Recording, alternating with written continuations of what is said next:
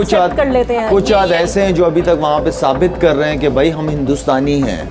वो बेचारे जब से पैदा हुए हैं वो यही साबित कर रहे हैं कि हम हिंदुस्तानी हैं। एक जगह मैं गलत साबित हो गया और वो पाकिस्तान को लेके मैं गलत साबित हो गया।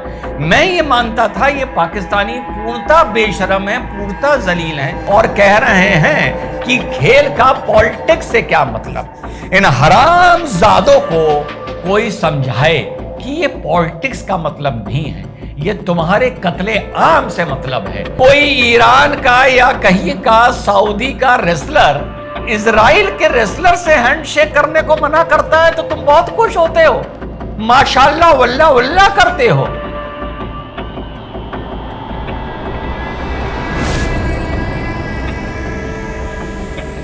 हेलो नमस्कार सत श्री अकाल अस्सलाम वालेकुम, कैसे हैं जनाब। साथियों, as a socio religious commentator या आप कहें एक जियो पॉलिटिकल एनालिस्ट एक जगह में गलत साबित हो गया और वो पाकिस्तान को लेके मैं गलत साबित हो गया। मैं ये मानता था ये पाकिस्तानी पूर्णतः बेशरम है, पूर्णतः जलील हैं, इनमें फूटी कौड़ी की शर्म नहीं है, ये कभी भी किसी बात का बुरा नहीं मानते। आखिर जो ज़कात खोर होता है, भिखारी होता है, उसे इतना अपने जमीर के साथ समझौता करके चलना पड़ता है, ठीक। लेकिन यार ये बुरा मान गए भैया, हाथ ना मिलाने से ये बुरा मान गए।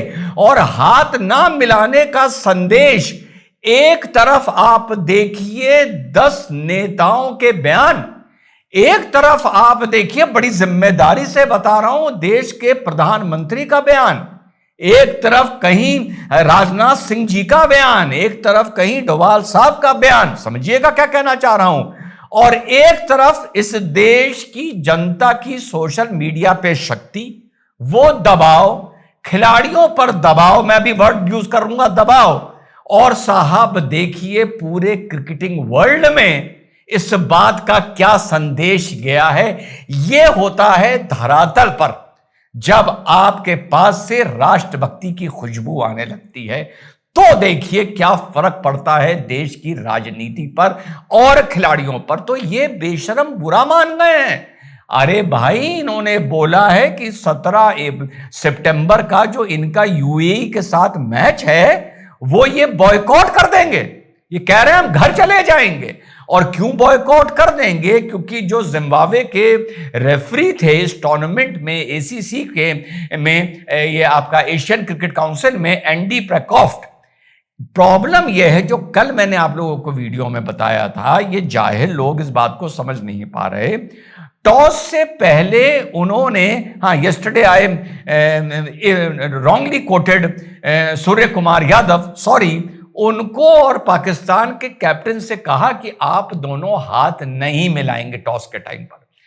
ये जाहिल ये समझ रहे हैं कि उसने बीच में घुस के पॉलिटिक्स करवाई और ये काम रेफरी का नहीं था। यहां ये एंडी प्रकोफ से नाराज हो गए हैं। पहले इन्होंने शिकायत उससे की, लेकिन अब उस रेफरी की शिकायत एसीसी यानी एशियन क्रिकेट एसोसिएशन में भी हुई है और काउंसिल में और आईसीसी में भी हुई है।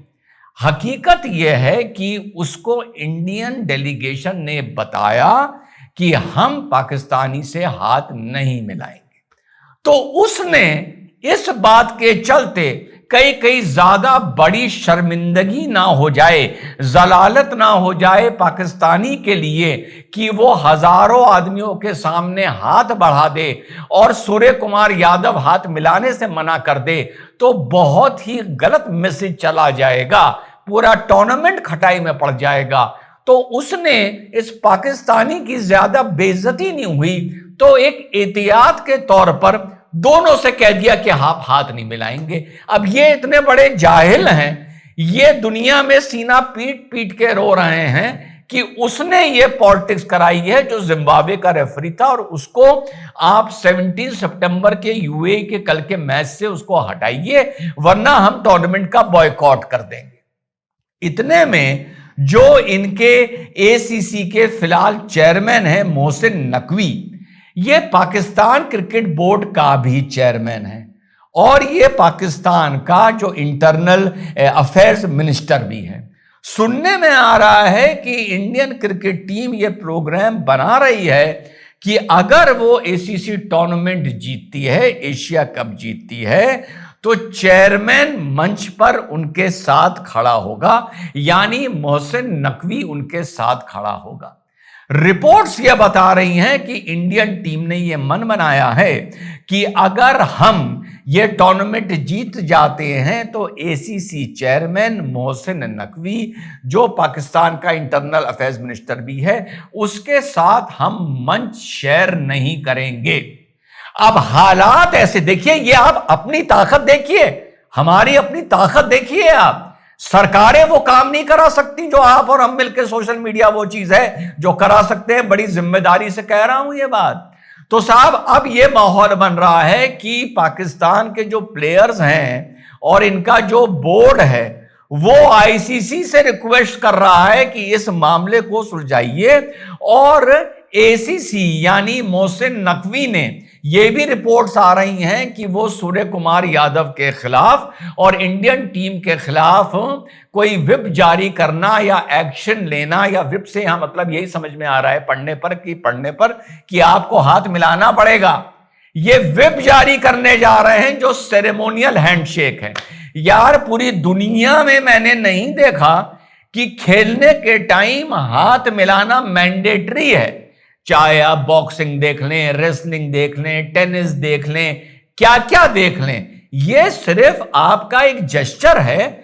आपके रूल बुक में नहीं आता है कि आपको ऑपोजिट प्लेयर से हाथ मिलाना पड़ेगा। आज ये इतने जलील हो गए हैं। अच्छा, मुझे नहीं पता था, इनमें थोड़ी बहुत शर्म है। ये तो अब इस किस्से के बाद पता चल रहा है। तो भैया ये कह रहे हैं कि भैया हमसे हाथ मिला लो, अगर हमसे हाथ नहीं मिलाओगे तो हम टूर्नामेंट छोड़ के चले जाएंगे। आज आपने और हमने इनकी ये हालत कर दी है और कह रहे हैं कि खेल का पॉलिटिक्स से क्या मतलब। इन हरामजादों को कोई समझाए कि ये पॉलिटिक्स का मतलब नहीं है, ये तुम्हारे कत्ले आम से मतलब है। पॉलिटिक्स क्रिकेट में नहीं घुसी है, तुम्हारा कत्ले आम क्रिकेट में घुसा है। और पॉलिटिक्स असल में ये है पाकिस्तानी, इनको पॉलिटिक्स का मतलब कत्ले आम और कत्ले आम का मतलब पॉलिटिक्स, यही समझ आता है।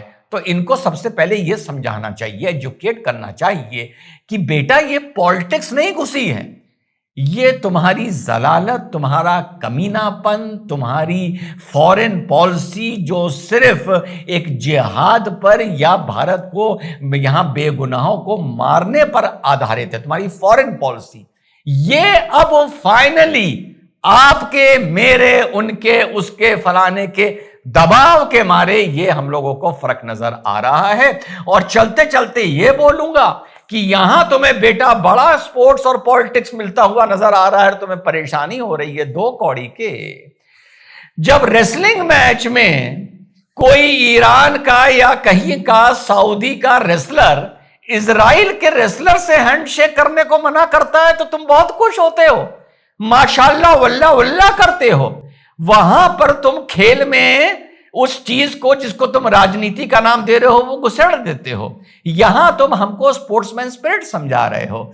ईरान का एक रेसलर लाइफ के लिए बैन कर दिया गया था क्योंकि उसने इजराइल के खिलाड़ी से हाथ मिला लिया था। इजराइल के खिलाड़ी से हाथ मिला लिया था तो लाइफ बैन लग गया था उस आदमी पर।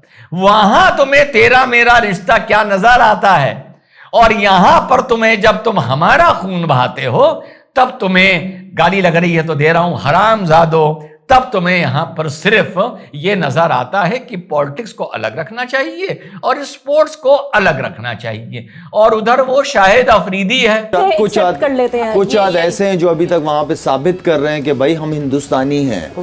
वो बेचारे जब से पैदा हुए हैं वो यही साबित कर रहे हैं कि हम हिंदुस्तानी हैं।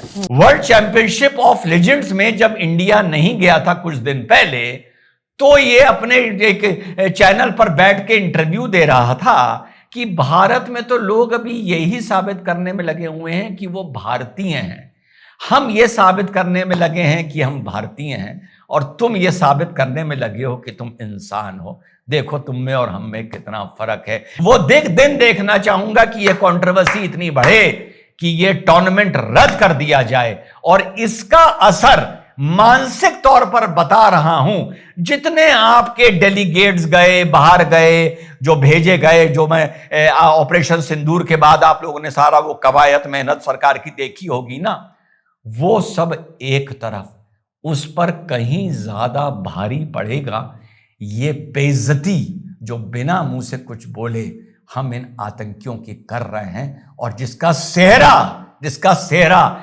साथियों मैं कहीं ना कहीं अपने को खुद मानता हूं और तुम्हारे मानता हूं।